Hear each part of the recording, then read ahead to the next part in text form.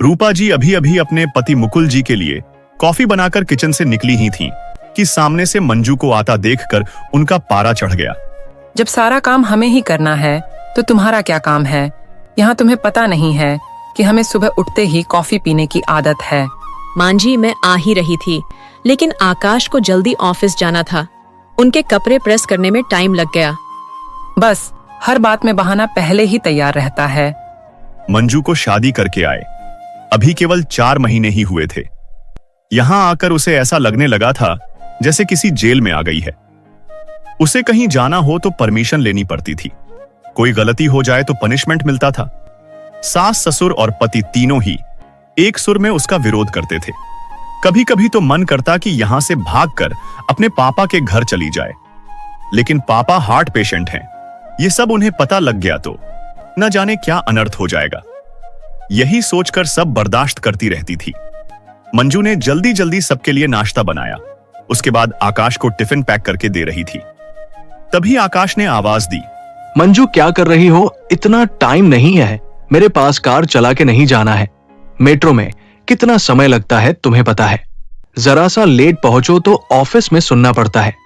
आकाश की एक एक बात इस बात की ओर इशारा था कि उसके पिता ने कार नहीं दी थी, लेकिन वह अब सब सुन लेती है।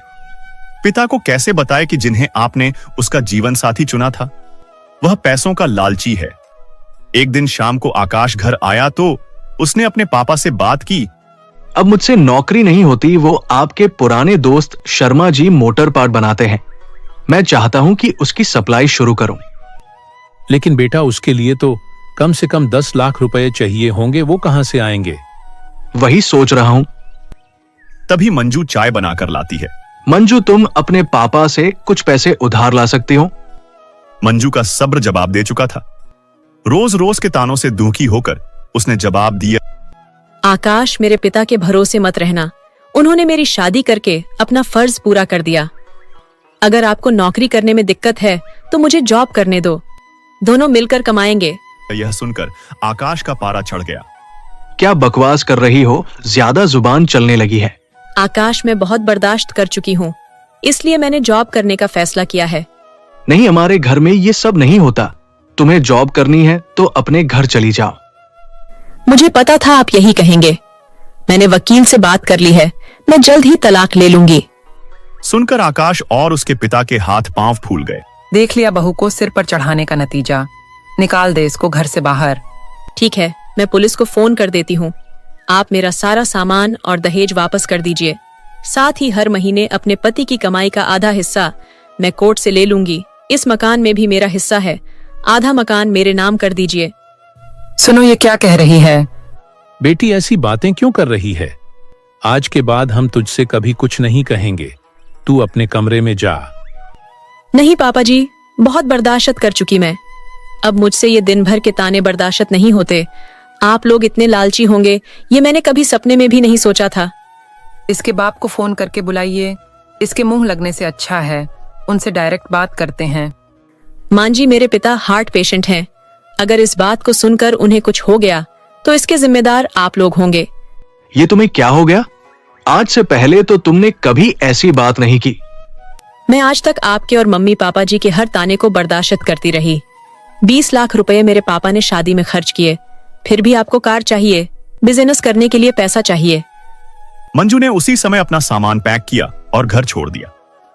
जाने से पहले उसने अपने सास ससुर और पति तीनों को कहा, अगर मेरे पापा को आपने कुछ बताया तो मैं आपको अरेस्ट करा दूंगी। तलाक का नोटिस आपको मिल जाएगा, चुपचाप साइन कर देना। मंजू वहां से निकलकर अपनी एक सहेली के फ्लैट में पहुंच गई। एक दिन पहले उसी ने उसे हक के साथ अपना आत्मसम्मान बचाने के लिए समझाया था। काजल, मैं आ तो गई हूँ, लेकिन अब आगे क्या होगा? चिंता मत कर, मैंने बात कर ली है। मेरे ऑफिस में जगह खाली है। कल से तू जॉब करेगी और मेरे साथ रहेगी। 1 महीने तक जॉब करने के बाद लता एक दिन अपने घर जाती है और पिताजी को सारी बात बताती है। उसकी बात सुनकर उसके पिता कहते हैं, बेटा, मुझे तूने क्यों नहीं बताया? पापा, आपने मेरे लिए बहुत कुछ किया है।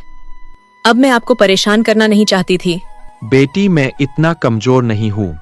तू चिंता मत कर, घर आ जा। नहीं पापा, मुझे कुछ समय दीजिए, अपने पैरों पर खड़ा होने दीजिए। अपनी एक पहचान बनाने दीजिए। कुछ ही महीने केस चलने के बाद आकाश और मंजू का तलाक हो गया। आकाश को पूरा दहेज और 30 लाख रुपए देने पड़े, साथ ही हर महीने अपनी सैलरी का एक हिस्सा वह कोर्ट में जमा करवाता था।